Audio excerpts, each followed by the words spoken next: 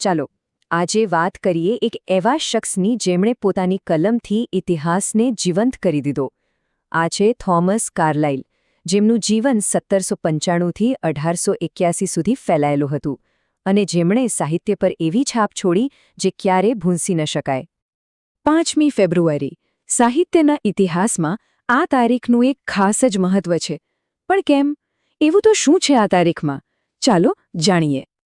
વાત એમ છે કે 5મી ફેબ્રુઆરીએ એક બહુ જ મોટા સાહિત્યકારની પુણ્યતિથિ છે અને આ એવો દિવસ છે જ્યારે આપણે એવા લેખકને યાદ કરીએ છીએ જેમના વિચારો આજે પણ આપણને વિચારતા કરી દે છે. તો કોણ હતા આ મહાન વ્યક્તિ? નામ છે એમનું થોમસ કાર્લાઇલ. હવે જુઓ, એ માત્ર એક મહાન ઇતિહાસકાર જ નહોતા, પણ સાથે સાથે એક જબરદસ્ત નિબંધકાર પણ હતા.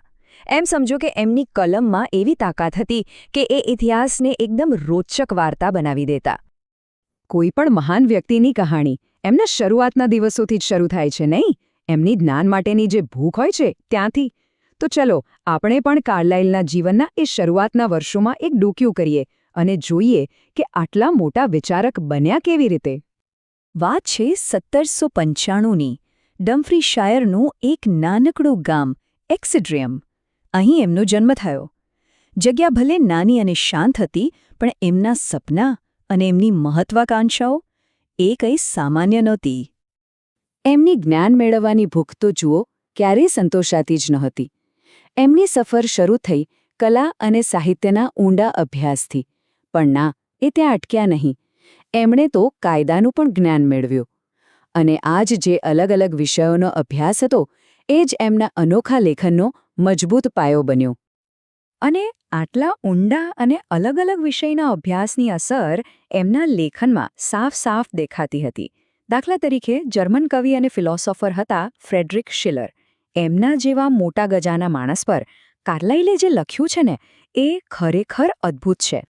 દરેક લેખકના જીવનમાં એક એવી માસ્ટરપીસ હોય છે જે એમને અમર બનાવી દે. કાર્લાઇલ માટે એ માસ્ટરપીસ સીધી ઇતિહાસના પાનામાંથી જ આવી, અને એવી આવી કે એણે આખી દુનિયાને હચમચાવી નાખી. અને એ કૃતિ હતી history of the French revolution. સાંભળવામાં તો આ ખાલી એક પુસ્તકનું નામ લાગે, પણ ના, આ માત્ર એક પુસ્તક નથી. આ તો સાહિત્યનો એક એવો મીલનો પથ્થર છે જેણે ઇતિહાસને જોવાની અને લખવાની આખી રીત જ બદલી નાખી. તો સવાલ એ છે કે આ બુક આટલી બધી ખાસ કેમ છે? વેલ, પહેલી વાત તો એ કે આ પુસ્તક ફ્રેન્ચ ક્રાંતિની એક એવી શાનદાર ગાથા કહે છે કે આપણને લાગે કે બધું નજર સામે થઈ રહ્યું છે. આ કોઈ સૂકા તથ્યોનો સંગ્રહ નથી, પણ એક એટલું કિંમતી ઐતિહાસિક દસ્તાવેજ છે જે વાંચનારને સીધો એ જમાનામાં પહોંચાડી દે. અને બસ આ જ કારણે અંગ્રેજી સાહિત્યમાં એનું સ્થાન એકદમ હટકે અને બહુ જ ઊંચું છે. કાર્લાઇલ ભલે આ દુનિયામાં ન રહ્યા, પણ એમનો વારસો એ તો એમના દમદાર શબ્દોમાં આજે પણ જીવંત છે.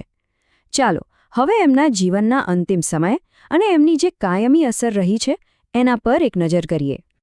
તો અહીં એમની જીવનયાત્રા પૂરી થાય છે. 1795માં જન્મ અને 5 ફેબ્રુઆરી 1881ના રોજ નિધન.